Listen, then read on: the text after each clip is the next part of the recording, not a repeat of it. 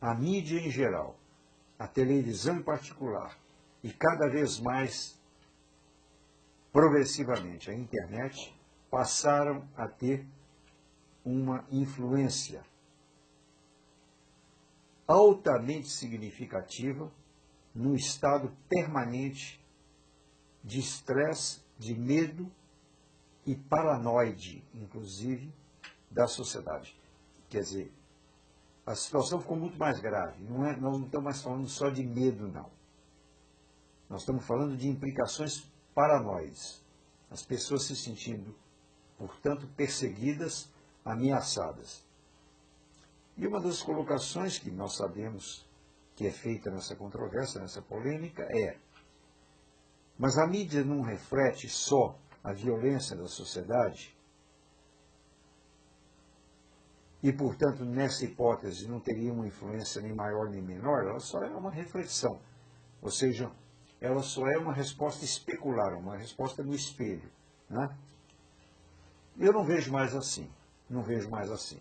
Eu acho que existe uma exploração ideológica, comercial, ideológica por parte do poder político. Eu acho que o poder político, na sociedade contemporânea, tem a intenção de manter a população e a sociedade acoelhada, apavorada, assustada.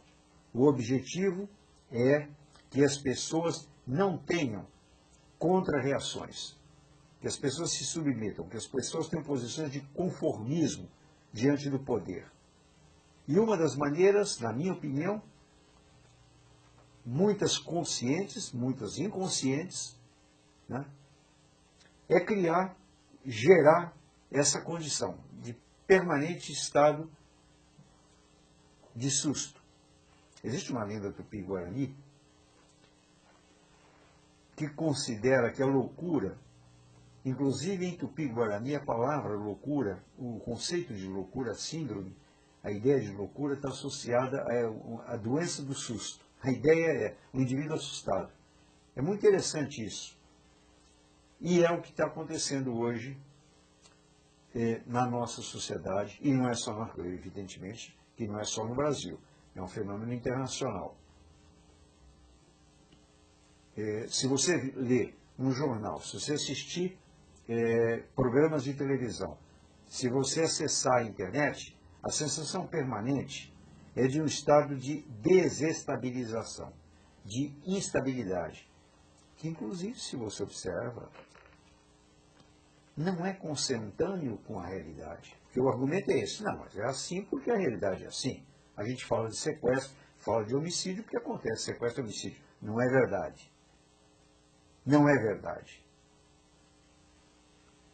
No nosso cotidiano, na nossa realidade, no cotidiano, na realidade de cada um de nós, por exemplo, vamos partir da cidade de São Paulo, da grande São Paulo. Né? Então, se você pegar, por exemplo, e a minha primeira formação foi de advogado criminalista.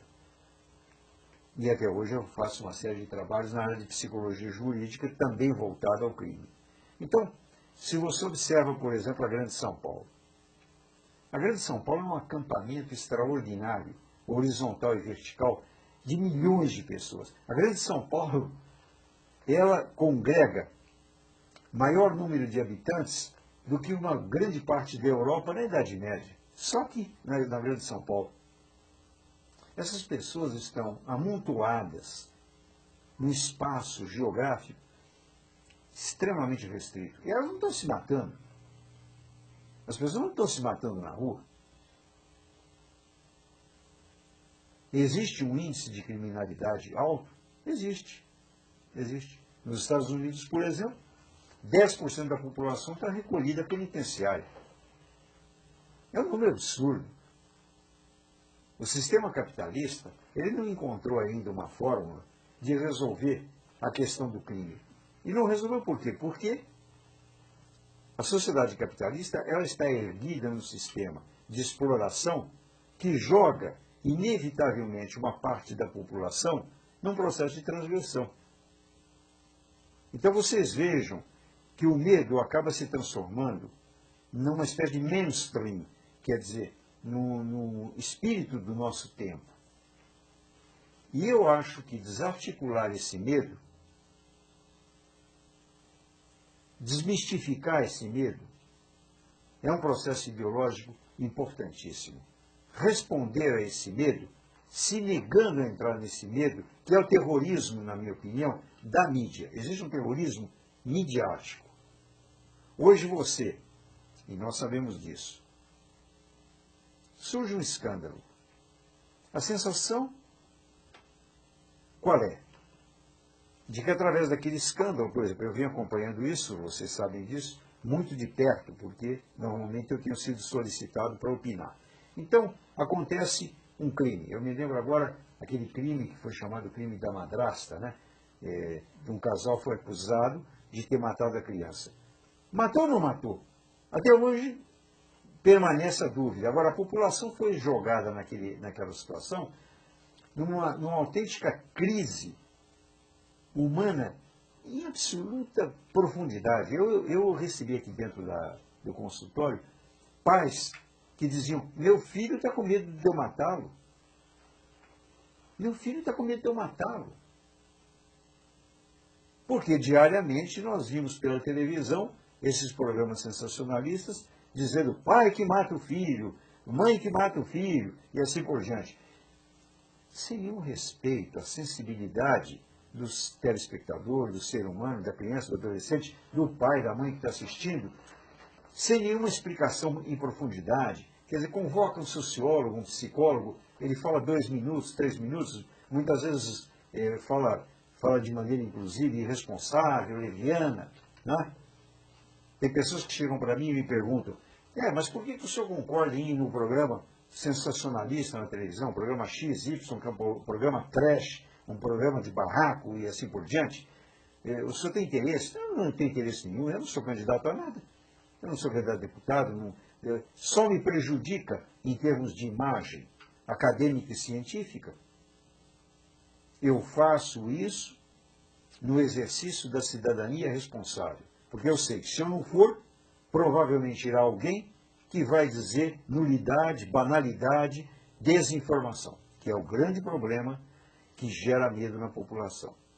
Nada gera mais medo no indivíduo do que ele ficar mal informado ou desinformado.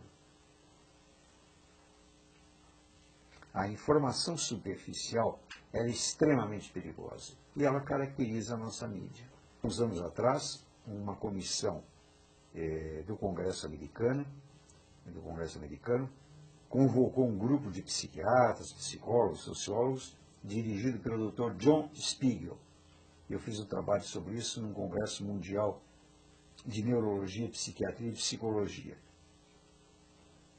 E eles chegaram à seguinte conclusão: que para você manter populações de dezenas e dezenas de milhões de pessoas em situação precária, como é a situação que o ser humano vive hoje, você só consegue criando um clima permanente de tensão. Então não precisa mais colocar exército na rua com metralhadora, não. É só fazer o sujeito ficar dentro de casa apavorado, na internet, ouvindo dizer que a calota polar daqui a um mês vai desmontar, que a população toda está com AIDS, que você não pode beijar na boca que você vai ser contaminado pela AIDS, que todos os vizinhos vão praticar pedofilia com seu filho. Bom, nesses termos, não há necessidade de você colocar prisão em cada esquina. O próprio indivíduo fica aprisionado dentro do seu medo. E nós sabemos que a crítica hoje é cada vez mais industrializada, operacionalizada, interessada. Existe o escândalo enquanto o escândalo reverter em algum benefício, em algum lucro. Depois de reverter o benefício, o escândalo termina.